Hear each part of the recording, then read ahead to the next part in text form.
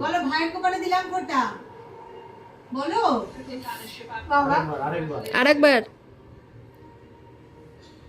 মাঝখানে দাও মিডিলে এদিকে তাকাও হ্যাঁ মিডিলে দাও হয়ে গেছে 3 বার হয়ে গেছে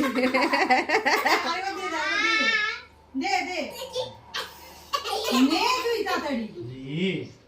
গরম লাগছে ফ্যান চালাবো দেখো নাকে লাগিয়ে দাও আই দেখুন করে না আর ভালো লাগে ভালো লাগে